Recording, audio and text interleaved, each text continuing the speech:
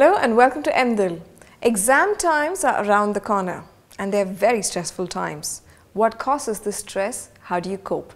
Here's a conversation on this with Anjanta, counsellor at Innersight. Anjanta, thank you for joining us on MDIL. Thank you. Exams are a time when children and parents are usually very stressed out.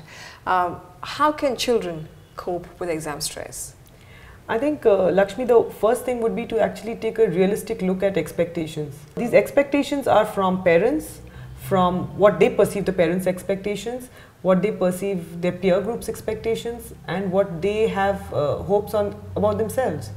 Sometimes even schools. So all these together kind of leads to this whole stressful situation where exams become this scary and stressful word in their lives. So it's important to separate one's own expectations from those of other people, including one's own parents. Yes, and I think sometimes even your own expectations to be realistic. Emphasis that is put, especially in the Indian context, on winning and on coming first and getting certain grades is just so much that Absolutely. It's like everything else, it seems like it's a failure. Nowadays, what is really scary is that exam stress has started affecting from children as young as second, third grade. It's no longer linked to board exam stress, What can parents do here, to decrease the stress on their children? What they should not do, I would start with that first. What they should not do is, first of all, projecting their own ambitions on the children.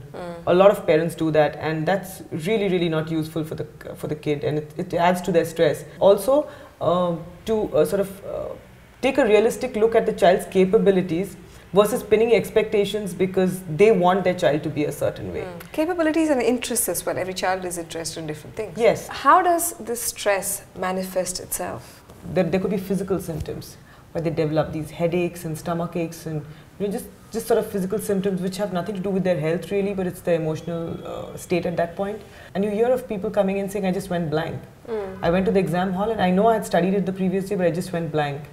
And I think 90% of that has a lot to do with the stress bit, because they've just taken in so much and they've stressed themselves over the results and over how they're going to really perform, had nightmares about what will come in the papers, and when they go there finally, then they're not able to process any information that they have taken in the previous day.